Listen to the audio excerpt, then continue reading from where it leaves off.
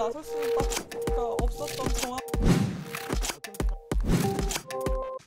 8일날 어떻게 보면 모르겠어요. 좀 의아하신 분도 네. 계실 텐데 저도 이런 방송 자체가 이례적으로 있지 않다 보니 저의 신변에 대해서 우려해 주신 분이 너무나 많이 계시고 하루에 가장 많이 최대한 방송을 키려고 노력하고 있고요. 왜냐하면 또 매일매일 자살할 생각이 없다라고 방송에서 네. 말을 해달라는 말씀을 해주셔서 이미숙 씨가 좀 이 사건의 내막을 알 수 있다고 생각을 당시에 이미숙 선배님이 일전에 회사를 먼저 나가셨어요.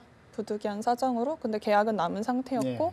언니도 저는 이미 계약을 끝내고 위약금을 지불하고 나온 상태였고 언니도 그러고 싶어 했는데 그런 와중에서 이미숙 선배님께서 계신 호야 엔터테인먼트 유 대표님을 만났으니까 당연히 아실 것이라 생각하고 그 회사에 또 이미숙 선배님 말고는 다른 연예인분들이 없으셨거나 많이 없으셨기 때문에 그런 정황은 당연히 전달되는 것이 맞다라고 저는 보고 있고요. 어떠한 도움을 주시려고 하시지 않았었나? 또 그런 문건 자체를 작성하게 된 경위에 대해서 직접적으로 관여를 하셨거나 아신다고 저는 생각을 하고 있습니다. 뭐 검사님이나 판사님은 제가 함부로 말을 할 수 있는 입장은 아니고 또 전반적인 분위기가 바뀐 것은 사실이고요. 예.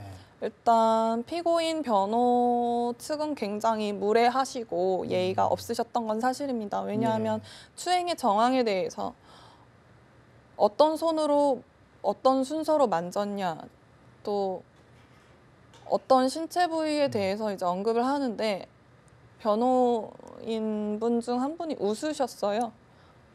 좀 상황 자체를 이해를 못 하시는 것 같아 보였어요. 제 입장에서는. 이게 웃긴 상황이 아닌데 예. 사실 공소시효라는 것 자체가 뭐 피해자나 목격자, 증언자 입장에선 물론 가해자 입장에선 굉장히 환영받을 수 있는 조건이죠. 하지만 과연 공소시효라는 제도가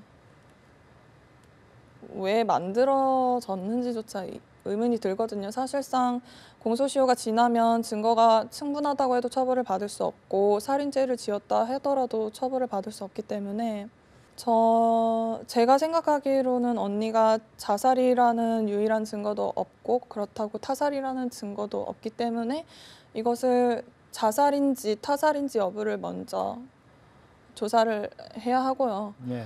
자살이 아닌 타살의 여부를 가지고서 공소시효를 기한을 늘어나거든요. 25년에서 더 늘어날 수 있기 때문에 그게 왜 유서로 둔갑되어서 어떻게 보도됐는지 그리고 왜 지금 10년이라는 시간 동안 정정이 되지 않았는지 방송사에서도 실질적으로 가지고 계신 부분이 있거든요. 그걸 보고선 왜 유서라고 생각을 하시는지 저는 의구심이 드는 게 사실이고요. 제가 이것은 유서가 아니라 문건이라고 말씀을 드려서 수정이 된 부분인데 존댓말로 지칭이 있고 정황에 대해서 고인이 받은 부당함에 대해서 호소를 하는 글이고요. 마지막에는 주민등록 번호와 뭐 주소지 지장까지 찍혀 있습니다.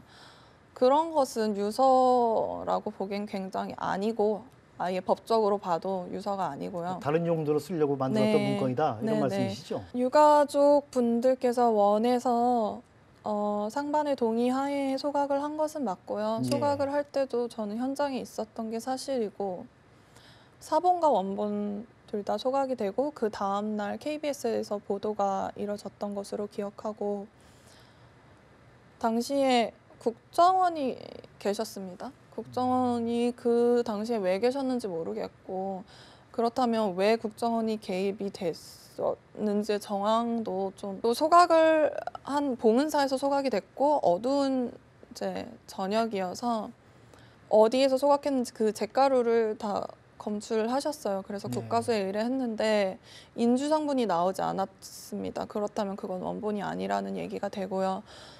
언니 유가족분께서 문건을 보시자마자 단 몇 초 만에 우리 자연이 글씨체가 아니다. 원본을 달라고 울면서 외쳤고 그럼 소각된 게 원본이 아니란 말씀이세요? 제가 보기에는 원본이 아닙니다. 왜냐하면 제가 기억하고 있는 언니의 글씨체가 아니고요. 어디서부터 어디까지 언니가 썼는지도 알 수 없고 왜냐면 언니 글씨체가 아니니까요. 말을 했더라면 만약 조서에 없더라면 기록이 삭제됐을 가능성이 있고요. 예. 특이한 이름으로 기억을 하는 것은 그럴 수밖에 없는 이유가 있었기 때문이고 제가 이 이름이 왜 특이하냐라고 물으셔서 그렇게 생각을 할 수밖에 없었던 이유를 말씀드렸어요. 예. 수사 과정에서. 그래서 납득을 하셨고 악플 자체가 본인의 의지가 아니라 어떠한 거래하에 목적하에 리스트에 혹시나 거론되었던 인물 중에 악의적으로 고의성으로 단 정황을 포착하기 위해서고요. 그렇다면 그것이 가장 큰 증거가 될 수 있다고 생각을 해서 악플에 대해서 강력하게 대처를 하기로 했습니다. 예.